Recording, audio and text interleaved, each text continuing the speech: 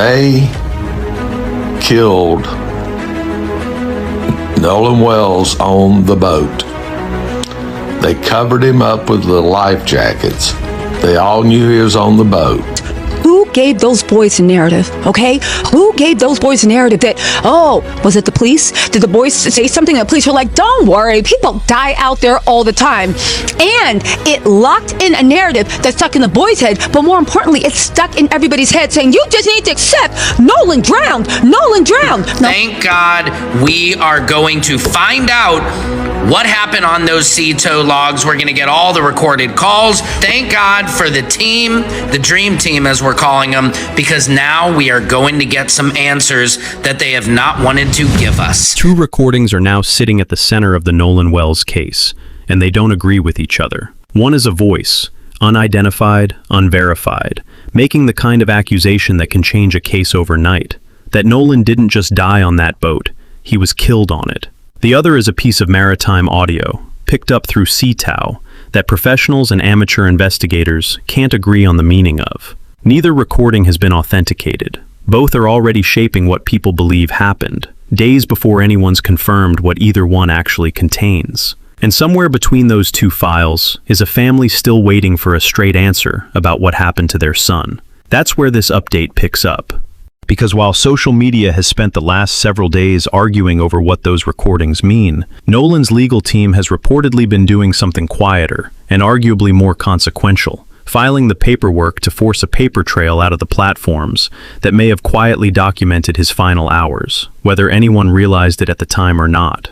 Before we get into what that paperwork is actually asking for, tell me what state or what country you're tuning in from tonight. I'm always curious how far this case has traveled, and if you'd rather follow it through the evidence than through whatever's trending, subscribing means you won't miss the next update.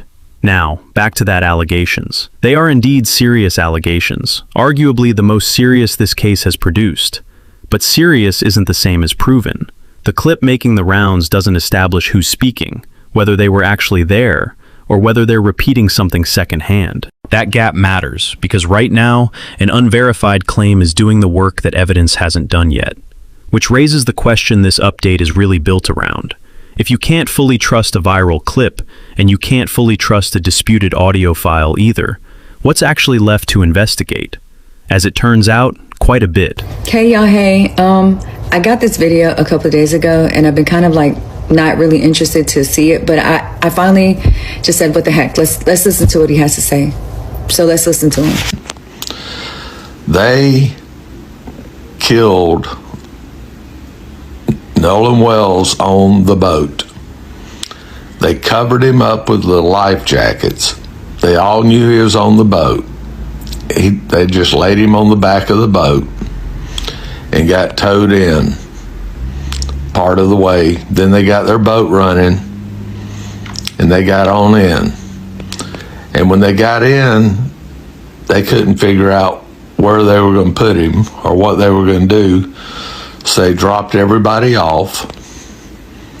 Then they went back out to the island that the GPS doesn't show, but they did because they disconnected it.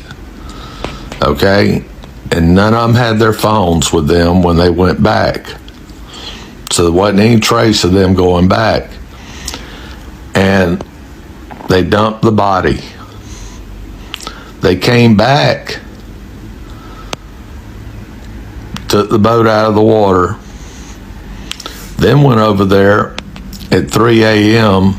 and washed the boat, thinking washing the boat would get all the DNA and everything off the boat. Now, after you've listened to it, I'm sure that you got the same thing that I have. I don't think that he's describing what happened or like if he had firsthand knowledge of what happened and things of that nature. I think what he is doing is saying that this is what he heard on one of the panel's lives or something of that nature. And he is saying that these content creators, TikTok creators, we are the best investigators out there, and that the police or investigators, or if there are any in this case, should look into the things that we have researched because he feels that we're spot on. Now, the DA and Warren might have released some stuff on Nolan's birthday, but Miss Christine came back and checkmate on them because she went and had her attorney subpoena. She subpoenaed Sea Tow Services and Water Marine Services that operates at South Mississippi because she wants all the data, videos, cameras, anything from the time at 2 to 8 p.m., anything surrounding Nolan being on Horns Island, the protocols, and she also wants the manuals to what if something happens. Like, they want all the shenanigans, all the shebang bang bangs. Y'all gonna stop playing with Miss Christine, because checkmate, check the freaking mate. And I don't care what y'all say about Miss Christine. I don't care what y'all try to paint this narrative about Nolan or how she's like, but she's not playing with y'all. Y'all can go have several seats, and I'm pretty sure that there'll be more subpoenas coming around for y'all, because she's not playing. She's not playing. She's going to get answers. She's going to get some justice for her son. We're going to get answers for her son. Not check. Hey, y'all. Hey. So I know that people are starting to question this image, and I'm glad that they are starting the conversation about the image before me, because when I looked at it, when it originally came out, I zoomed in specifically into this in space, and I was thinking, like, does that look like a bunch of people laying, sunbathing, or anything in that nature? Or is it looking like what is that? So let me show you the picture I'm talking about. Now, you guys always know me. I'm sharing. I'm not alleging. I'm not accusing. I'm just asking questions. So pipe down with all that other conversation. But you tell me what you see, and let's dialogue about that. Because when this image literally first came out, it really took me back. Mind you, the other 3 boats that are there, but specifically zooming in into this location, it was taking me back. So what do you see? Because I'm not going to say anything. What did you see? And let's talk about it. There is an investigation happening, and the paperwork matters. While you watch me scroll through the Jackson County Chancery Court website, understand what you're looking at. These are real court filings, including updated subpoenas issued today seeking records connected to the sea tow call and towing activity. And that is only part of it. There are multiple filings, requests, and legal steps happening behind the scenes. The fact that the official autopsy has still not been publicly released also tells us this process is not finished. We should not confuse a lack of public information with a lack of activity. So don't lose hope. Don't assume nothing's happening. There's a lot happening. At the time, the public is investigating too. People are going back through interviews, timelines, statements, screenshots, and records, and they are noticing something important. What was said at the beginning does not always match what is being said now. The interviews that were supposed to settle the narrative are creating more questions. We are seeing contradictions between different accounts. We're going to continue breaking those statements down, especially statements made by Warren Hudson against the timeline, the records, and what was previously said. This is why we keep saying, follow the documents, follow the timeline, follow the evidence. We check power, not people. This is the Free Press Action Network, so stay tuned. We have much more coming, and make sure you're following Free Press Action Network across all platforms. Stay tuned. You guys, a new update in the Nolan Wells case, and baby, when I say this changes everything, it changes everything. A new star witness has come forward in the Nolan Wells case that completely destroys the police narrative and the DA narrative. You guys, when I tell you this star witness is literally a force of nature, it is a force of nature. Okay, so what am I talking about, right? Remember when all this happened, right? Go back to a time before you knew who Officer Django was. I know, I wish there was a simpler time. Okay. And Warren was out there on Horn Island looking like just cold-blooded, in my opinion. Talking about some, people die out here all the time. I know a lot of people that have died out here, right? And it set the stage. It set a narrative. It locked in a narrative that the police, the governor, the DA, all those boys' parents, and everybody, in my opinion, hid behind. Well, baby, this star witness has come forward, and when I say it's a force of nature, it's a force of nature. Who is this mysterious star island? I wrote my own bill. Who is this mysterious star witness? Baby, the star witness is Horn Island. Now, stop. Before you be like, T, someone hurt you. You just wasted my time. No, I didn't. Because People Magazine have unearthed the fact that in Horn Island, nobody has died from drowning in the last 6 years. And more importantly, even if you go into a decade or 2 decades ago, at most a handful of people, and we're talking 2, 3, 4 people, have passed away on Horn Island or from Horn Island drowning. Again, nobody has died, nobody has drowned on Horn Island in over 6 years, and before that is a sprinkling. Why is this so important? Because you guys, the nature, the geography, the currents is literally what blows this case apart. Let me explain. I have the receipts, and I promise by the end of this, yeah, you might agree with me too. All right, so where do we start? Let's get into this. Okay, first, let's talk about what I want to call the perjury trap, all right? Y'all remember, the boys came out there and started saying, right from the gate,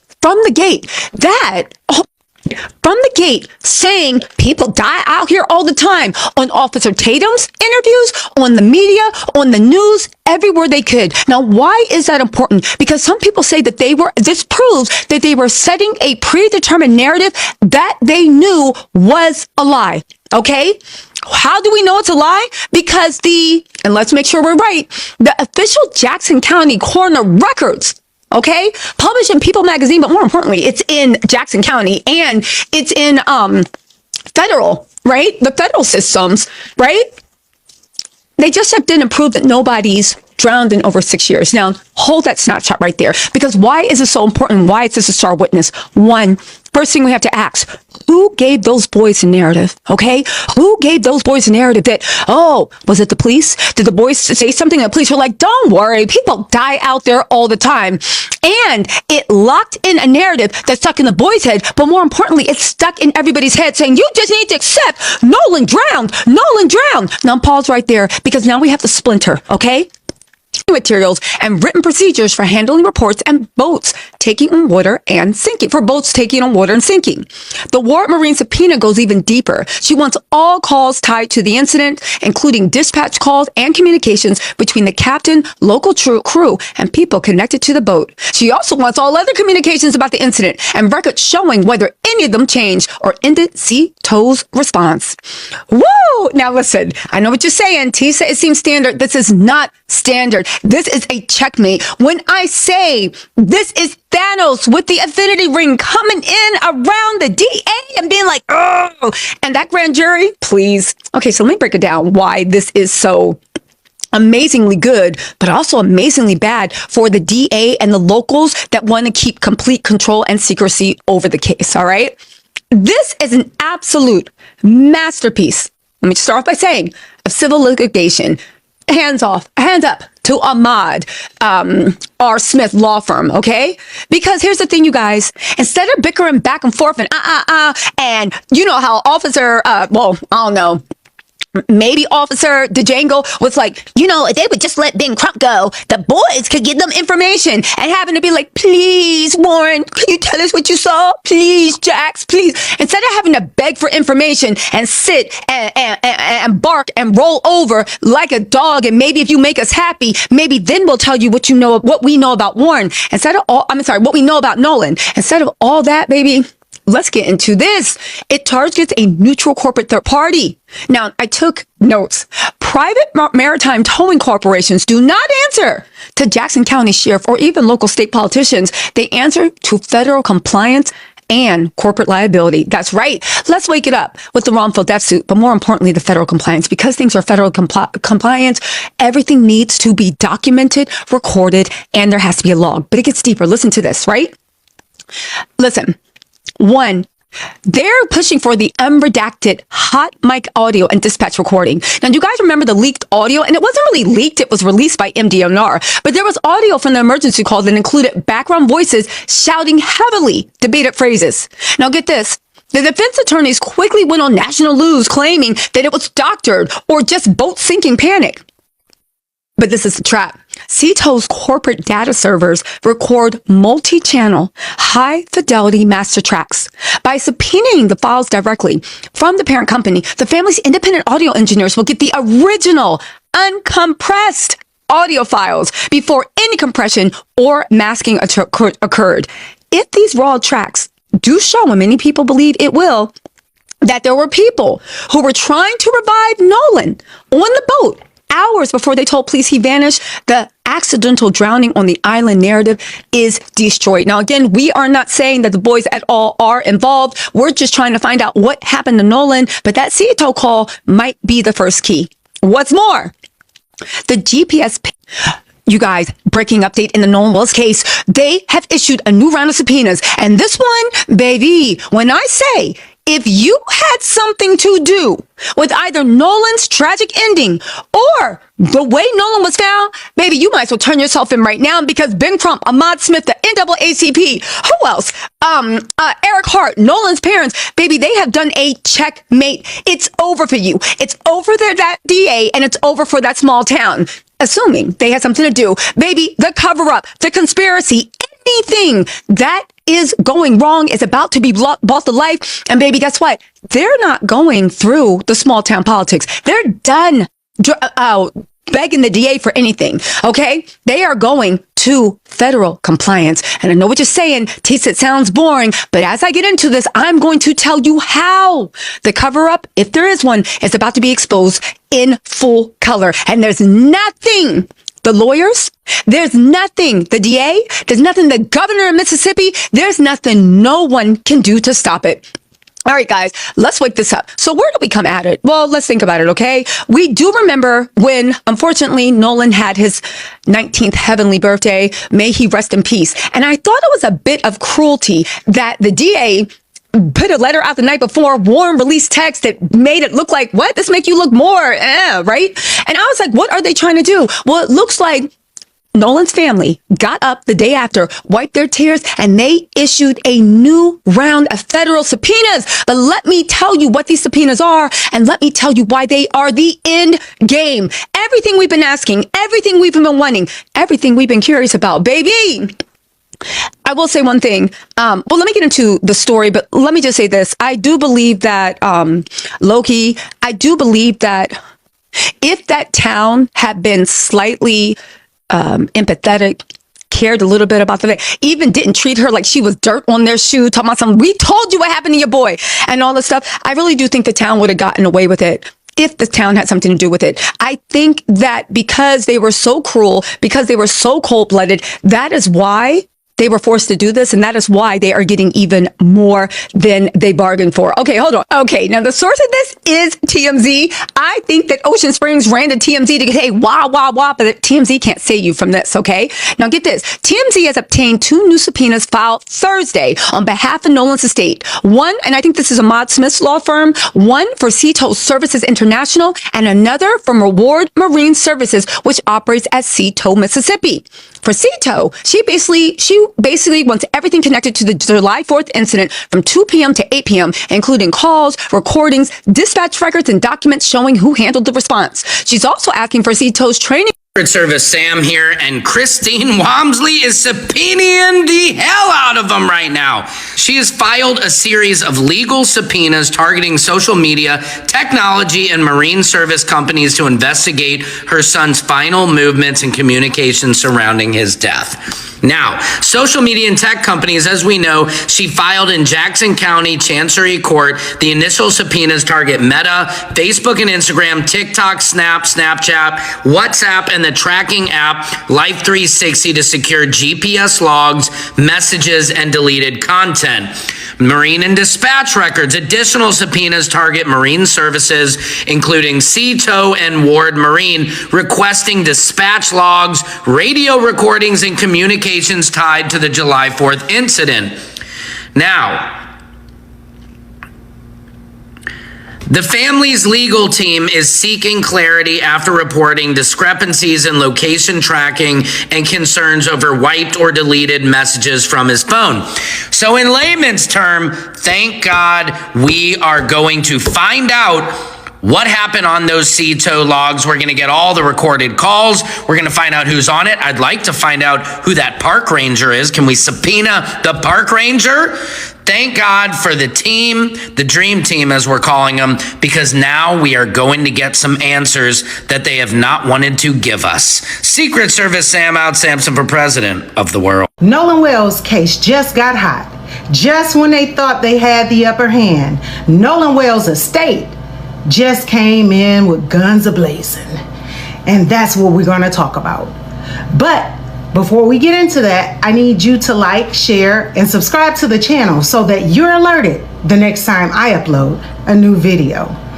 That's right, Nolan Wells' estate just filed a subpoena for the CETO call. And that's what we're about to talk about. As of August 20th, 2026, the estate of Nolan Wells has subpoenaed the CETO call. That's right. See, this is why they were so upset that Nolan Wells' parents opened an estate on behalf of Nolan Wells.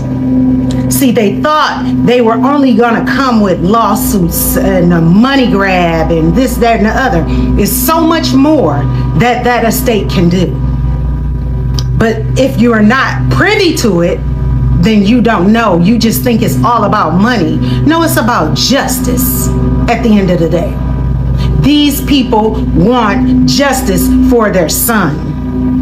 And since everyone wants to say the transcription that Janetta Brantley did on the CETO call wasn't legit, it was gibberish, everything that she was talking about, it wasn't, you need the original.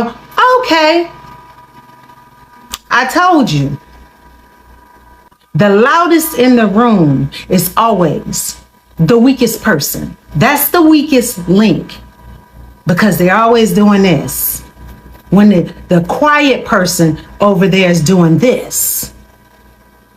When I tell you there will be justice in Nolan Wells' case, that's exactly what I mean. When they get that, they have 21 days to turn over the original CETO call, and the professionals will transcribe it. They will do exactly what Janetta did. The background voices, pull them to the front. Take away the extra, and you'll hear exactly what was said during that call. And guaranteed, we will come out with victory, because they are going to come back with the same exact thing as Janetta Brantley did. She gave all her credentials. What she did was legit, but they had to debunk it some way, somehow. And now look what you did. It's amazing. Let me explain something to you. No one is above the law. And this is what every single American needs to understand. This justice system, it has to change. These two cases between Nolan Wells and Carmelo Anthony, I said it once and I'll say it again, is going to go down in history for Texas and for Mississippi. Because look how everything happened. Another case came about after Carmelo's case, and the tables was turned on it. And what did they want to claim? Oh, it wasn't them. They didn't do it. He drowned. Yeah, I bet. Well, we'll see in 21 days now, won't we? The estate of Nolan Wells has spoken, and the original CETO call has been subpoenaed. Let's start with what the allegation actually says, because the specifics are exactly why it spread as far as it has. According to the account, the group didn't panic or call for help right away. Instead, the claim describes a concealment aboard the boat itself, followed by a stretch where the group's usual digital footprint goes quiet, a claim that a location tracking device was deliberately powered off during part of the timeline, meaning there'd be no record of where anyone went during that window. The account then alleges a return to the water sometime later, without phones and a disposal. It closes with a claim that the boat was cleaned in the early morning hours in an apparent attempt to eliminate physical evidence. That's not a vague rumor. It's a specific, sequential account, a beginning, middle, and end. And that specificity is precisely what makes claims like this spread. A vague suspicion gets scrolled past. A detailed sequence, with a clear timeline and a plausible-sounding motive for each step, reads like someone recounting something they actually witnessed. There's also a reason a story like this fills the space it does. Cases that sit unresolved for weeks create their own kind of pressure. People want an answer, and when the official process is slow or quiet, a confident, detailed narrative can feel more satisfying than the truth of, "We don't know yet." That doesn't make the account true, it just explains why so many people wanted it to be, which is exactly the problem.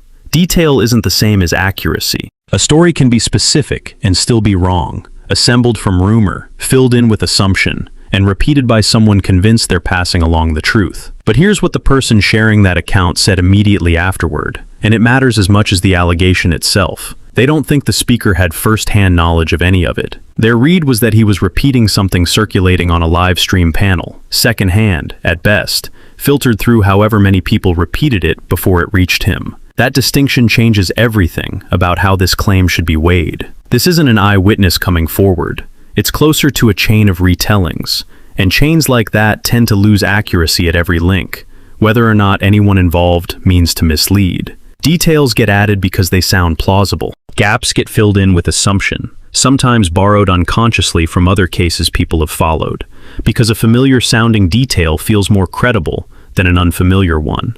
It's also worth understanding the environment a claim like this comes from. A live stream panel rewards whoever says the most dramatic thing in the room, not whoever is most careful about what they actually know. That's not necessarily anyone lying. It's just a structure that favors confident storytelling over caution. And confident storytelling is exactly what got repeated, clipped, and reposted until it reached the version being discussed now. There's a well-documented pattern with claims like this, too. The dramatic version travels far faster than any caveat attached to it. By the time someone says out loud that it's probably secondhand, the original claim has already been clipped, reposted, and treated as settled somewhere else entirely. None of that means the claim is false. Secondhand doesn't mean wrong, but it does mean the burden of proof hasn't been met, and the loudest reaction to a video isn't a substitute for that proof, no matter how specific the details sound, and no matter how many creators repeat them as though they've been confirmed. So how would anyone actually know if any of it holds up? Almost every specific detail in that account happens to be exactly the kind of thing that leaves a trail. A location tracking gap either shows up in the data or it doesn't. A device going dark during a specific window either happened or it didn't. If a boat really left the dock a second time that night, that's the kind of thing other boaters, dock cameras, or marina logs could independently confirm or contradict. And even a clean surface doesn't always erase what investigators look for. Certain forensic testing can still detect trace evidence well after an attempt to wash it away. That's why the subpoenaed records matter as much as they do. The same platforms and services already under legal request could verify or dismantle this specific claim, piece by piece, without anyone having to trust a single retelling of it. And that cuts both ways.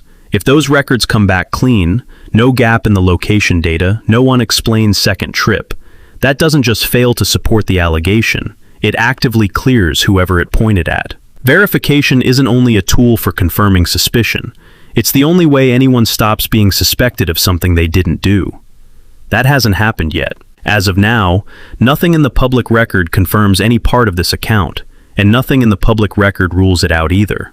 It remains exactly what it started as, a serious, detailed, unverified claim, being treated by a lot of people online as more settled than it actually is. Whatever those records eventually show, that's the standard this case deserves. Proof over repetition, records over retellings.